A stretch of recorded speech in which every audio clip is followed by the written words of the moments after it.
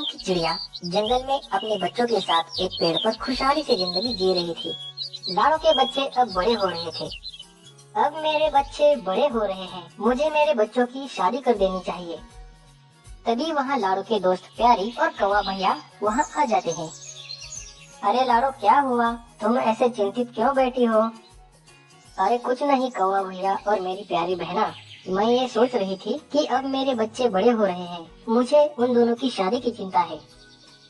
बस इतनी सी बात? तुम चिंता मत करो, मेरी जानकारी में एक परिवार है, उनके भी बच्चे बड़े हो गए हैं। अगर तुम कहो तो मैं उनसे बात करके देखती हूँ। हाँ हाँ, तुम अभी जाओ और उनसे बात करके देख लो। कौवा भैया, आप भी मेरे साथ चलिए। कौवा भैया और प्यारी शादी की बात करने के लिए दूसरे जंगल की तरफ निकल पड़ते हैं। अच्छा हुआ हमने लाड़ो से बात की, अगर हम उसके पास नहीं जाते तो वो और परेशान हो जाती। जी कौवा भैया, लाड़ो बहुत गुमसुम स्वभाव की है, जब तक उससे कोई पूछ नहीं लेता वो सारी बातें अपने मन में ही दबाए रखती है। कौवा भैया और प्यारी दूसरे परिवार के पास आ जाते हैं। अरे कैसी हो रूपा बहन? मैं ठीक हूँ, आप दोनों कैसे हो? हम तुम्हारे बच्चों के लिए रिश्ता लेकर आए हैं। ये तो बहुत अच्छा हुआ, मैं कब से इनको बोल रही हूँ। हमारी बच्चियाँ अब बड़ी हो रही हैं, आप कौवा भैया के पास जाकर आइए। लेकिन ये है कि मेरी बात ही नहीं सुनते। अभी बारिश का मौसम आने वाला है ना, तो ये अनाज इकट्ठा करने में लगे हुए हैं। अनाज तो हमें भी इकट्ठा करना है रूपा, लेकिन उसके साथ साथ हमें अपने बच्चों की भी चिंता करनी चाहिए। हमारे पड़ोस में एक लाड़ो नाम की चिड़िया है, उसके भी 2 बेटे हैं। मैं उन्हीं के लिए तुमसे रिश्ता जोड़ने के लिए आई हूँ और लाड़ो के दोनों बेटे बहुत अच्छे हैं। तुम्हारी बेटियाँ खुशी से वहाँ अपना जीवन बिताएंगी। मुझे तुम दोनों पर पूरा भरोसा है। मेरी बेटियाँ भी बहुत सुंदर और सुशील है। मैं जानती हूँ रूपा। ठीक है, फिर तो कब आओगे आगे शादी की बात बढ़ाने के लिए? हम कल ही आ जाएंगे।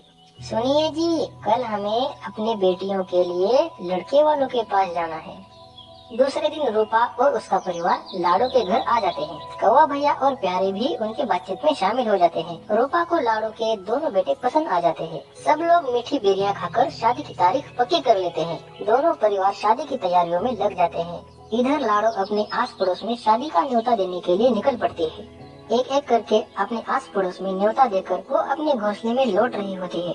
तभी उसे ये ध्यान में आता है कि उसने घुंगा मौसी को तो न्योता दिया ही नहीं। वो वापस अपना रास्ता बदल लेती है और घुंगा मौसी के घर की तरफ निकल पड़ती है। लाड़ो घुंगा मौसी के घर पर आ जाती है। घुंगा मौसी मजे से पत्ते खा रही होती है।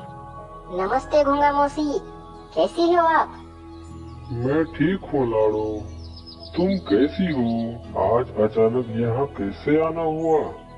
एक हफ्ते बाद मेरे बेटों की शादी है, आप जरूर आना। हाँ हाँ, मैं जरूर आऊंगी।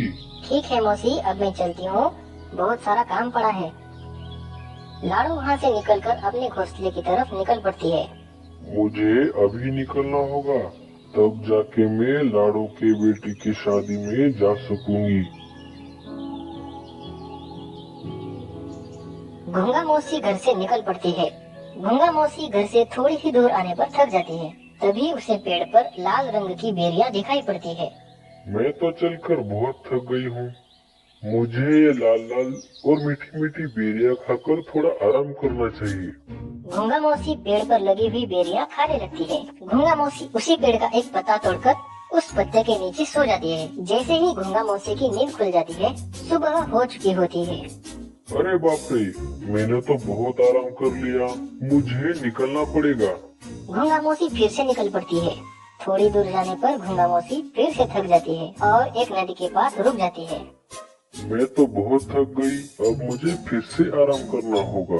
घुंगा मौसी नदी का पानी पीकर वहीं पर सो जाती है। जब घुंगा मौसी की नींद खुल जाती है, तब घुंगा मौसी को ठंड महसूस होने लगती है।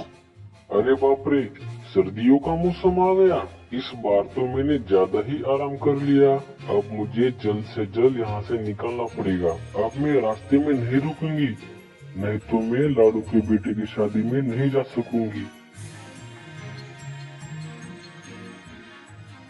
जैसे तैसे करके घोंगा मौसी थकी हुई लाड़ो चिड़िया के घोंसले के पास आ जाती है। वहाँ उसे दो छोटे छोटे बच्चे खेलते हुए दिखाई देते हैं। तभी लाड़ो चिड़िया वहाँ पर आ जाती है।